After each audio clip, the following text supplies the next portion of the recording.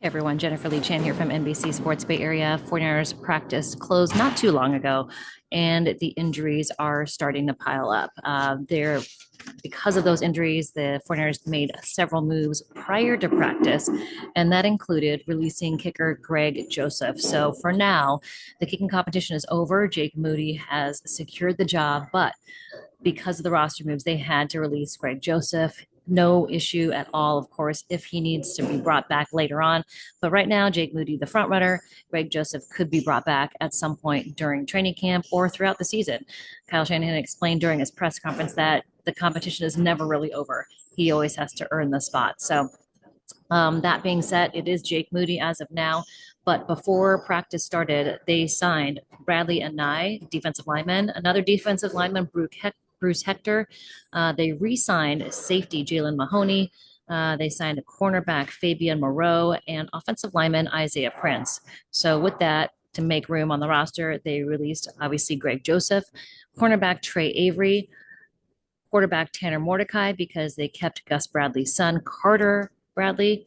They let go of tight end Mason Pline. And this one surprised me a little bit. They released wide receiver Isaiah Nair. So those are the guys released. Cornerback Trey Avery, wide receiver Isaiah Nair, cornerback Tanner Mordecai, tight end Mason Pline, and kicker Greg Joseph. So those are the guys that were released. Now, a lot of this is because of the injuries that were sustained last week. And let me go through all of the injuries. So today there was an injury. Andy Isabella, he hasn't been with the team for a very long. Wide receiver used a lot potentially in the return game. Andy Isabella injured. Ankle injury could be day to day. So they didn't have any tests run on him yet because it happened during the early portion of practice during special teams work. So we'll see what happens there. Obviously, Jawan Jennings still out. No timeline on the calf injury. Kyle Shanahan said the calf is a delicate thing. They want to make sure that he's right before they bring him back into practice. So still no Jawan Jennings, no Jacob Cowing. He will probably still be ready to be back the week of the Raiders week. So that's next week. Jacob Cowing could return. And that is with also Renardo Green. Those two are expected to come back practice Raiders week. So that's Jacob Cowing. Christian McCaffrey had a rest day. Isaac Guerrero, shoulder injury. Remember, we talked about that shoulder injury. They were doing mobility tests on it, and he is actually going to be out for several weeks. So Isaac Guerrero out for a couple weeks. Jair Brown kind of flared up the ankle injury that he had the procedure on. So that flared up. So they are resting him. They rested him today, potentially for the joint practices. He may come back, but they're not sure about that. Kyle Juszczyk, his Achilles was stepped on in practice on Saturday. He is day to day. It's just a little bit sore, but at least it wasn't a serious injury. So Kyle Juszczyk should be back in a few days. Evan Anderson, defensive lineman, has been really productive during 49ers practices. He has a knee bruise. It could take a while. It could also be back soon. So Evan Anderson could be back at the end of this week, potentially for the preseason game, but they're not sure. Knee bruises are kind of funky. Sometimes they clear up pretty quickly, and other times they do take a week.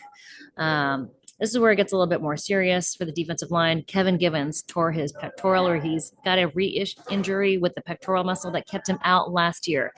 He probably will be out going into the season, probably potential IR candidate, IR to return.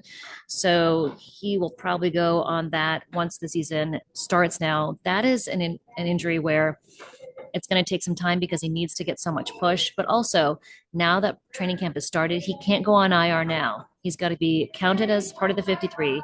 He can go on IR as soon as the roster is set.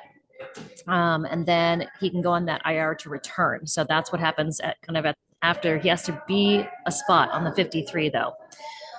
Sam Okwanu will be out a couple weeks with a groin injury, so he's out as well. Better news on the defensive line: Nick Bosa, still a little soreness from that long practice, but he just a rest day today. That is today, Monday, and Trent Williams rest day. So injuries are starting to pile up. It's mostly on the defensive line. Kevin Givens out for a while. Sam Okwanu out for a couple weeks. Evan Anderson potentially back at the end of the week. So with that, there was Patrick Taylor taking the first team reps at running back, and Ricky Pearsall again taking a lot of the snaps. with the first team at wide receiver. They did bring in Robbie Chosen. Again, he was there on Saturday. I saw him talking to Leonard Hankerson, trying to get up to speed. Kyle Shanahan said, hey, any guy that's been in the system for a little while, it does make it a little bit easier. He said, once you sign a guy, a lot of times they're in the books for about a week. So it's good for him to kind of have been around. And so it's easier for him to acclimate. So let's see. Yep. So Kyle Juszczyk, again, will be back. That's a good thing, but he didn't take any snaps today. He obviously, like these other veterans that are injured, hopefully will be back soon. They should be able to catch up quickly. But these new guys that they signed, it's going to take some acclimation. So what we saw today on the field in one-on-ones, every one-on-one rep I've seen between Upton Stout and Russell Gage Jr., Russell Gage has won. Today, Upton Stout really had tight coverage right in the short, like kind of in a shallow route, and got his hand on the ball, broke the pass up, and the entire group of DBs jumped up and down, and we're so excited for him. So this has been a battle that it's been fun to watch. It was a really lively one-on-one session.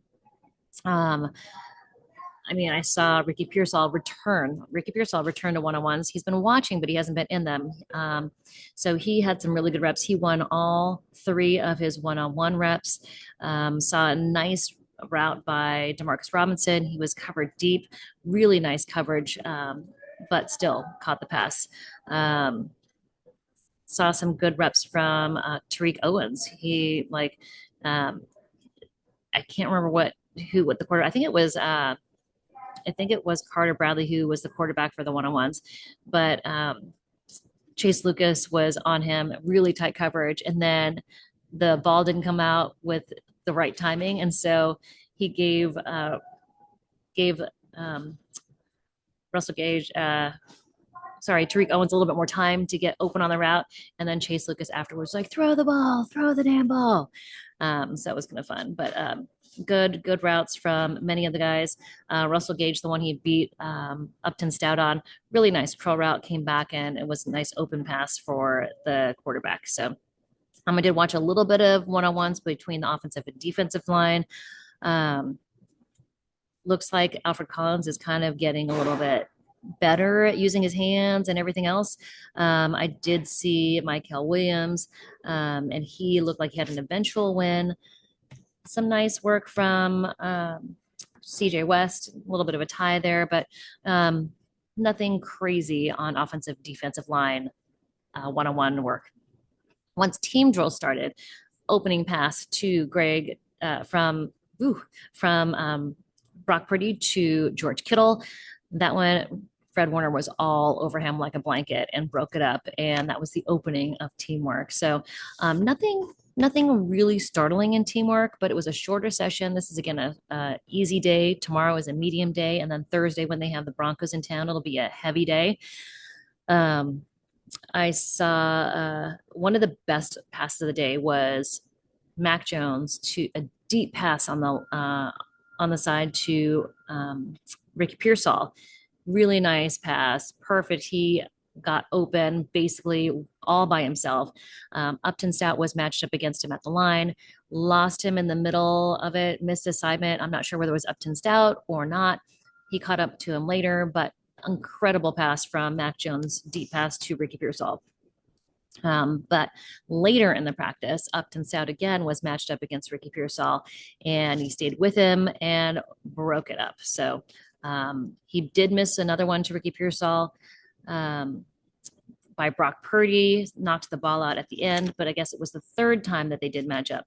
He did get a breakup, and it was because Brock Purdy was under pressure. So Mac Jones to Ricky Pearsall, completion.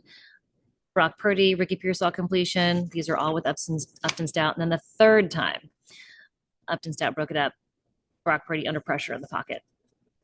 Another guy who had a nice pass was Tariq Owens, caught a nice pass from Carter Bradley on a crossing route. I thought that was a really nice one. Let's see here. some nice pass breakups. He had a couple pass breakups, and the secondary is the thing that's kind of a little bit more in question. Jacob Robinson, who's had kind of a pretty good camp, he actually had a nice pass breakup today, and so many notes today. But Jacob Robinson, almost every practice, he has some sort of play or pass breakup, and so he did have one, and that was. Uh, on a pass from Mac Jones to potentially Robbie Chosen. We couldn't see that our view is a little bit kind of to the angle. I also saw Chase Lucas on a corner blitz, breaking up a pass from Brock Purdy to Isaiah Hodgins, and really kind of a corner blitz. So he got in there for the sack, causing a little pressure. So I talked about Tariq Owens having a nice pass.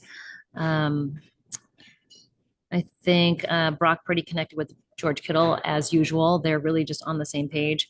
I liked how someone said they're kind of like Madden, like they're definitely on the same page, really in sync. And newcomer, and that was defensive lineman, and that's let's see, it's on this page. So many roster moves. Bradley Anai, really nice sack, got into the backfield, really on third team though against Carter Bradley, but nice pressure. Let's see, another pass. This is probably the most surprising play of the day. It was Mac Jones to Amir Abdullah, deep down the right side, and you don't expect a guy who's been in the league for 11 years, running back, to be able to break free and run deep, and he did. So that was kind of the most surprising pass of the day. In other off the field notes, we saw Chris Conley and Richard Sherman on the field, visiting and hanging out with their teammates. I saw Richard Sherman do an interview. I couldn't tell who it was with, but also in off-field news, Matt Maiocco asked Kyle Shanahan about Greg Papa, who is fighting cancer at the moment, and we'll miss him obviously throughout this season. And Greg Papa does the interview with Kyle Shanahan every week, and so Matt Maiocco asked Kyle Shanahan about Papa, and he said, "Oh, we love having Papa around. He watches everything, eavesdrops, sometimes a little too much. We've got to back him up. But no, we love Greg. I love doing my TV show with him. He's been awesome." I was telling my kids about that, and my youngest daughter didn't know his name. And then Carter imitated his voice when the 49ers scored touchdowns and stuff. So she knew exactly who he was then. But Greg's been awesome. We're all pulling for him, and he's in a battle, but a battle we know he's going to win. So I'm going to close it out with that, sending all the strength and the love to Greg Papa as he fights cancer. All right. I am not going to be at practice tomorrow. It is a longer one, but it's the one I'm going to take off. Wednesday off, Thursday, joint practices against the Denver Broncos. It'll be a lot of fun, and I'll be on 49ers Now that day. Please subscribe. Please tune in. Love having you here as an audience, and appreciate the views. Talk to you soon.